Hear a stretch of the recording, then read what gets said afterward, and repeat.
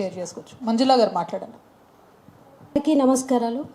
ముఖ్యంగా ఈ గ్రూప్ 1 సమస్య పైన స్పందించి ఈరోజు ఇక్కడికి వచ్చినట్టు కవితక్క గారికి నమస్కారాలు.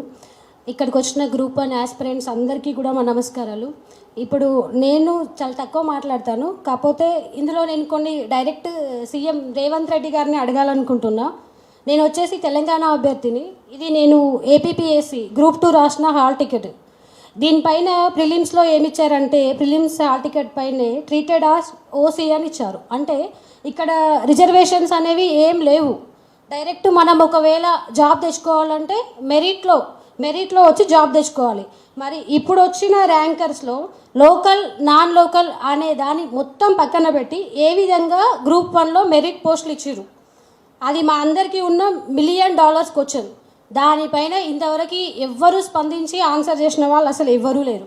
తర్వాత 18 మంది ఎట్లా వచ్చిర్రు, వాళ్ళకి సంబంధించిన ఏమి ఇచ్చిండ్రు, ఏ విధంగా మీరు ఒక క్లారిఫికేషన్ ఇచ్చి పెట్టారు అన్న దానిపైన కూడా ఇంతవరకు ఎటువంటి స్పందన అనేది రాలేదు. అది వస్తుంది అనే నమ్మకం కూడా మాకు లేదు. అన్నీ పక్కన పెడితే కేవలం మధ్యంతరుల ఉత్తర్వుల పైన, అంటే అక్టోబర్ 15కి ఇంకా ఫైనల్ ఆర్గ్యుమెంట్స్ అవ్వకముందే ఏదైనా అపాయింట్మెంట్ ఆర్డర్స్ ఇచ్చిన రాష్ట్రం ఉందంటే అది ఫస్ట్ నేనైతే ఇదే చూస్తున్నా. మాకున్న నాలెడ్జ్లో ఈ ఫస్ట్ చూసింది ఇదే. ఇంతకు మించి ఇంకా దీనిపైన చెప్పడానికి మాటలు కూడా రావట్లేదు. ఇంకా మేము ఇంకొకటి ఏం చెప్పాలనుకుంటామంటే జీవో 29 అనేది దీనిపైన మేము రిజల్ట్ వచ్చినప్పటి నుంచి కొట్లాడుతున్నాం. దీనిపైన మేము డైరెక్ట్గా డిప్యూటీ సీఎం గారిని కూడా కలిసి సార్ ఇది సమస్య, ఈ విధంగా రిజర్వేషన్స్ లేకుండా మాకున్న రిజర్వేషన్స్ ఇవ్వకుండా మాకున్న వాటిలోనే మమ్మల్ని తీసుకెళ్ళడం అనేది కరెక్ట్ కాదు.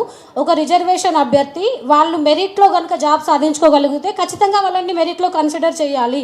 ఇది లేదు, దీనిపైన మీరు స్పందించండి అని చెప్పినాం. తర్వాత మేము చాలాసార్లు ఆయనను కలవడానికి ట్రై చేయడం జరిగింది. సరే నేను చూస్తా, నేను జిఏడి వాళ్ళని అడుగుతాను, నేను దీనిపైన ఒక వివరణ ఇస్తా అన్నారు. కానీ ఈ రోజు వరకు అసలు జీవో 29 ఎందుకు వచ్చింది, ఎవరి ద్వారా వచ్చింది, ఎవరికి ఉద్యోగాలు ఇవ్వడం కోసం వచ్చింది, ఇది చెప్పడానికి అసలు ఏ కాంగ్రెస్ వాళ్ళకి కూడా నేను అడుగుతున్నా. ఈరోజు చెప్పగలరా ఎవరన్నా? కాంగ్రెస్ వాళ్ళలో చాలామంది దళితులు ఉన్నారు, ఎస్సీ ఎస్టీ నుంచి వచ్చి ఎంపీలు ఎమ్మెల్యేలు అయిన వాళ్ళు ఉన్నారు.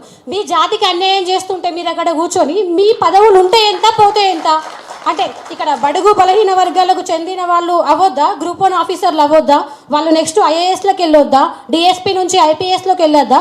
గ్రూప్ 1 క్యాడర్ పోస్టులు అనేవి వీళ్ళు కంఫర్ట్ ఐఏఎస్లు అవుతారు.